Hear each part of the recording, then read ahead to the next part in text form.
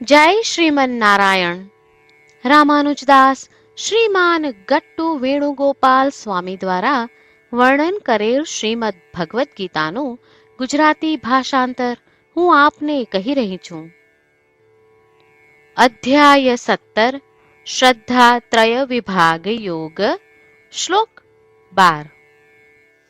અભિસંધાયતુ ફલમ દંભાર્ધમ અપિ ચ યેવ યત ઇજ્યતે ભરતશ્રેષ્ઠ તમ યજ્ઞમ વિદ્ધિ રાજસમ. ઓમ.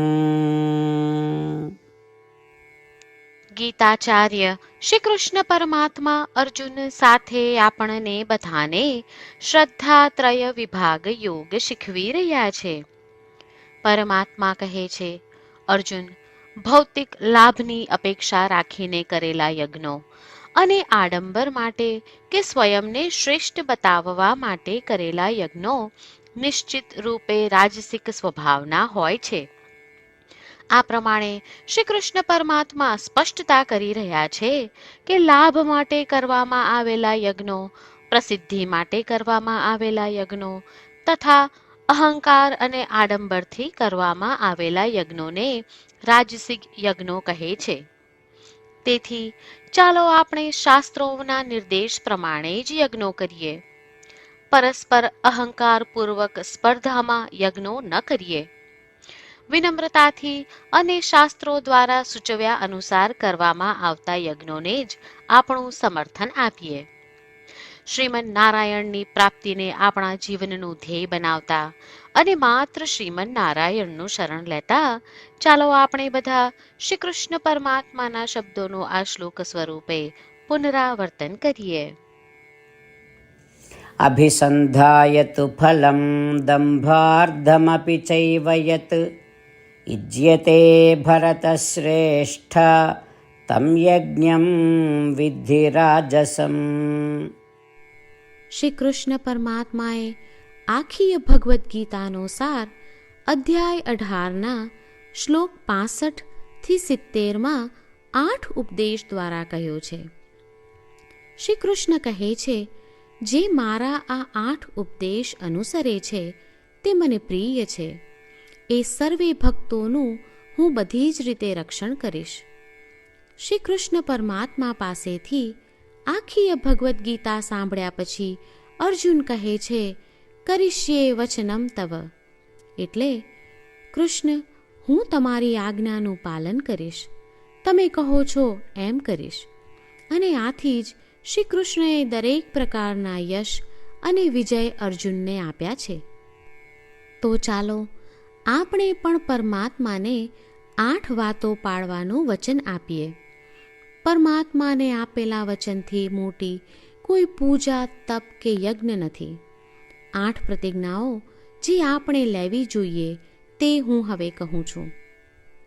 આપ સૌ પણ એનો મન અને હૃદયથી વિચાર કરો. આ રીતે શ્રી કૃષ્ણને વચન આપતી વખતે આપણે સૌ શ્રી કૃષ્ણની હસતી મુખમુદ્રાનો મનમાં વિચાર કરીએ અને પરમ આનંદનો અનુભવ કરીએ. જય શ્રીમન નારાયણ. આપણા 8 વચનો આ પ્રમાણે છે.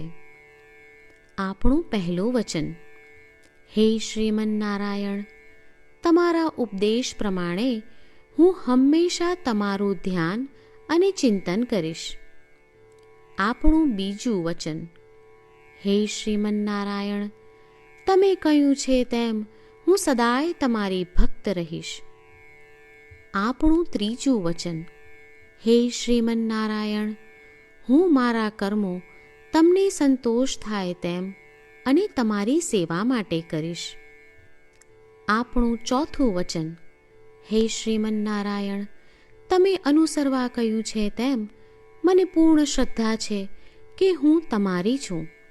હું સદાય મારા હાથ જોડી તમને નમસ્કાર કરીશ, તમારી ભક્તિ કરીશ.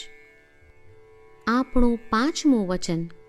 હે શ્રીમન્નારાયણ, હું તમારા શબ્દો યાદ કરું છું. મામેકમ શરણમ વ્રજ. તમે તમારી શરણમાં આવવા કહ્યું છે. શ્રીમન્નારાયણ, હું માત્ર તમારા જ શરણમાં છું. આપણું 6થું વચન. હે શ્રીમન્નારાયણ, આપે કહ્યું છે મા શુચ. તમે અમને આશ્વાસન આપી શોક ન કરવા માટે કહ્યું છે, તો હું દુઃખી નહીં થાઉં, શોક નહીં કરું. આપણું 7મું વચન. હે શ્રીમન્નારાયણ, અમારા કલ્યાણ અર્થે આપે શ્રીમદ્ ભગવદ્ ગીતા રૂપી આશીર્વાદ આપી અમારા સૌ પર કૃપા કરી છે, તો હું દરરોજ ઓછામાં ઓછો 1 શ્લોક વાંચીશ અથવા સાંભળીશ એવો સંકલ્પ લઉં છું. આપણું 8મું વચન. હે શ્રીમન્નારાયણ, હું ગીતાના દૈવી શબ્દો એ ભક્તો સુધી પહોંચાડવાનો પ્રયત્ન કરીશ જેઓ ગીતાથી અજાણ છે. હે શ્રીમન્નારાયણ, તમે કહ્યું છે તેમ કરીશ, તમે કહ્યું છે એમ વર્તીશ અને તમારા માટે જ કર્મ કરીશ.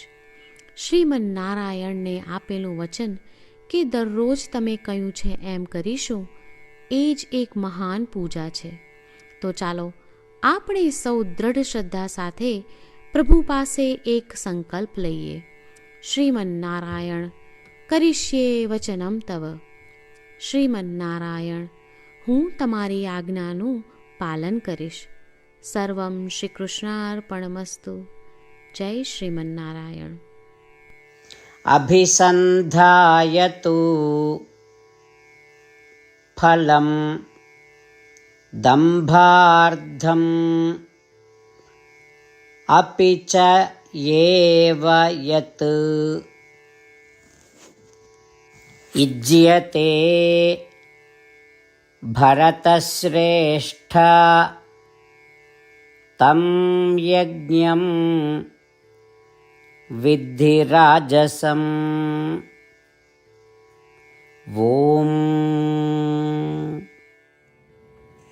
અભિસંધાયતુ ફલમ દંભાર્ધમપિ ચૈવ યત ઇજ્યતે ભરતશ્રેષ્ઠ તમ યજ્ઞમ વિદ્ધિ રાજસમ. જય શ્રીમન્નારાયણ. તમામ ભક્તોને ખાસ વિનંતી. આપણા જીવનની દરેક બાબતોમાં આપણે તાત્કાલિક અને અસરકારક પરિણામો ઈચ્છીએ છીએ. આ પ્રાપ્ત કરવા માટે ચાલો દરરોજ 1 મિનિટ ફાળવીએ અને નારાયણાસ્ત્રમ વાંચીએ. નારાયણાસ્ત્રમ મેળવવા માટે તેની વેબસાઇટ જે www.narayanaastram.org છે તેના પર જાઓ અને રજિસ્ટ્રેશનમાં તમારું નામ અને ઈમેલ આપો. તમે આપેલા ઈમેલ પર તમને નારાયણાસ્ત્રમ PDF પ્રાપ્ત થશે. PDFમાં રામાયણનો 1 શ્લોક, ગીતાનો 1 શ્લોક અને 1 વિષ્ણુ નામ છે. આ 3ને નારાયણાસ્ત્રમ કહેવામાં આવે છે. દરેક વ્યક્તિને આ શ્લોકોનું અલગ અલગ સંયોજન પ્રાપ્ત થાય છે. જ્યારે દરેક વ્યક્તિ 24,000 ભક્તો સાથે તેમના નારાયણાસ્ત્રમને દરરોજ વાંચે છે અથવા સાંભળે છે, ત્યારે સમગ્ર રામાયણનું 1 વાર પારાયણ, શ્રીમદ્ ભગવદ્ ગીતાનું 33 વાર પારાયણ અને વિષ્ણુ સહસ્ત્ર નામનું 24 વાર પારાયણ રોજ પૂર્ણ થાય છે. આ એક અદ્ભુત અને અસાધારણ પરિણામ છે. તેથી તમે અને તમારા પરિવારના સભ્યો તરત જ વેબસાઇટ પર જાઓ અને તમારું નારાયણાસ્ત્રમ મેળવો. જય શ્રીમન્નારાયણ.